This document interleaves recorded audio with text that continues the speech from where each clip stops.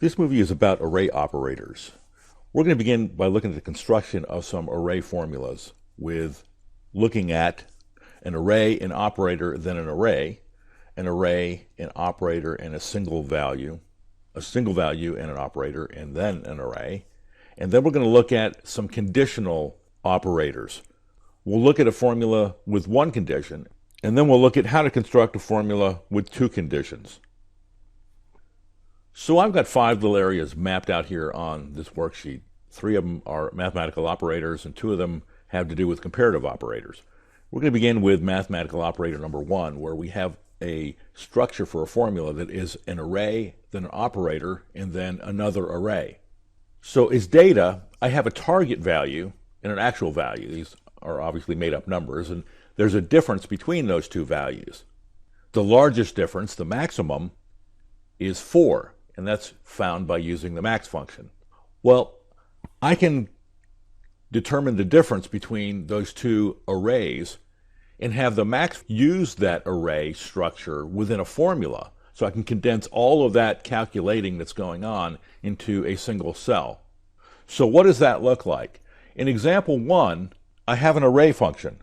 It's the target value array minus the actual value array. And it's generating the difference.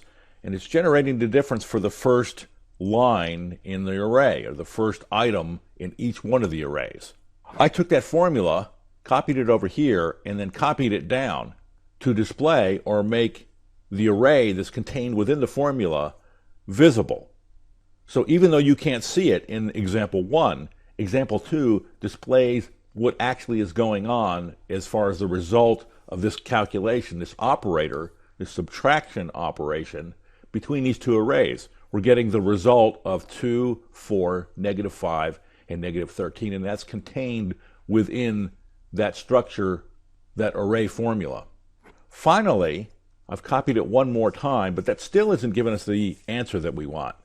And I've set up the max function, and as the argument for the max function, I have the two arrays. So I've got the first number defined to be the difference between the first array and the second array.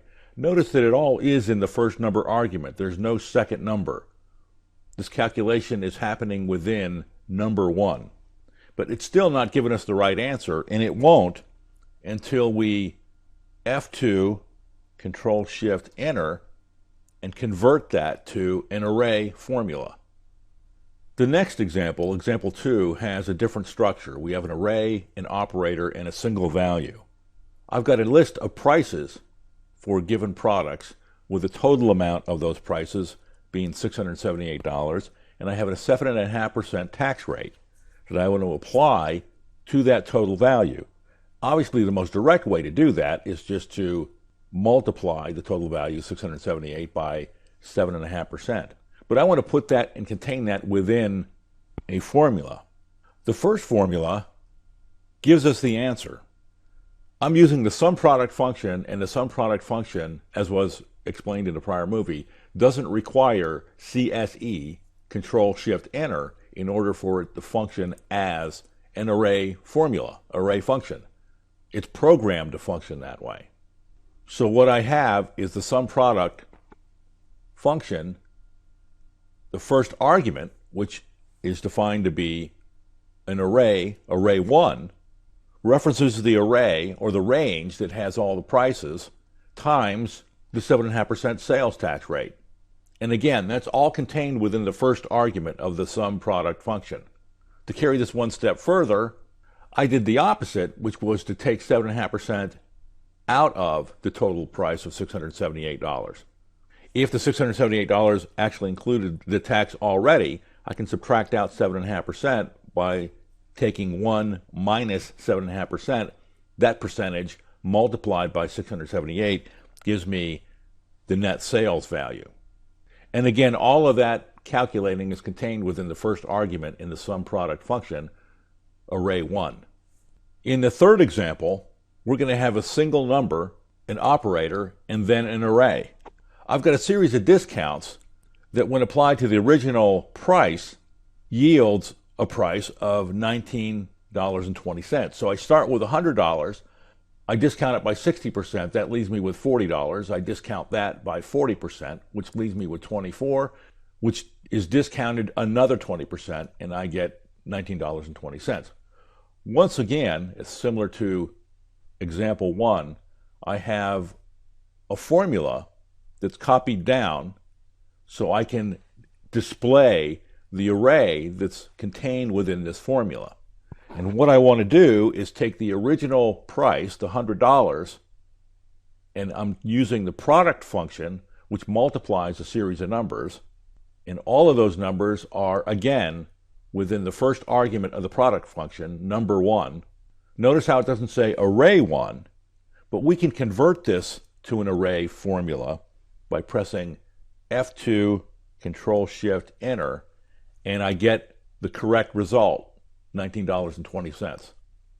The next part of this movie deals with comparative operators. When we're dealing with comparative operators, you're using logical functions generally, using and, or, if. You're setting up a statement that says, if this condition exists, then do that or do the other thing. When you use if functions in a formula, you will almost always have to use Control-Shift-Enter, even if that if function is a part of a function that otherwise would not require a Control-Shift-Enter to be an array formula like the sum product function. So we have a list of salespeople that have duplicate records, and we have various amounts for each one of those salespeople. And what I want to find is the minimum amount listed for each one of these salespeople.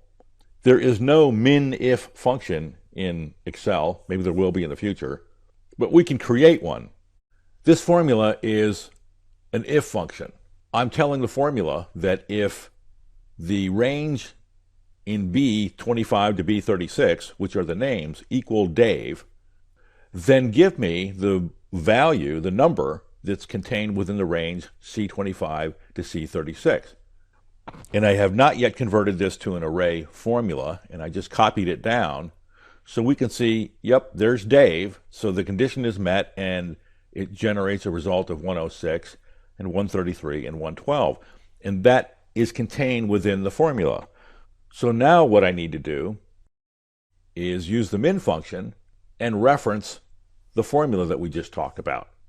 And I also need to convert that to an array formula, which is what I've already done. If I get Excel into the edit mode, F2, and enter, I remove the curly brackets and convert this back to just a regular formula, which will give me an error because it can't calculate unless it is an array formula. F2, Control-Shift-Enter gives me the result that I want after converting it back to an array formula.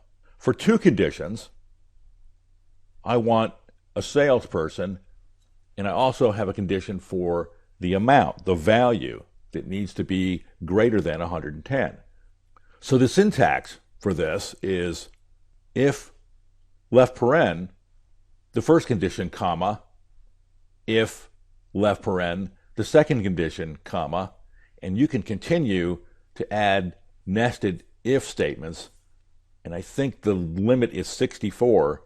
Don't ever do that to yourself, by the way. There's a much better way of doing that sort of calculation rather than embedding 64 if statements within one cell. But after you define your condition, if left paren condition 1, comma, if left paren condition 2, comma, you define what it is that you're after if those conditions are met, and then you close up all the parentheses at the end of the formula.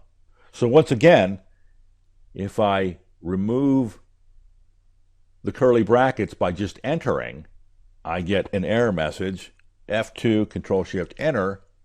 I get the result that I'm after. The salesperson is Dave, and I get the minimum amount that's above 110, which is 112. So that was some simple formula structures for arrays.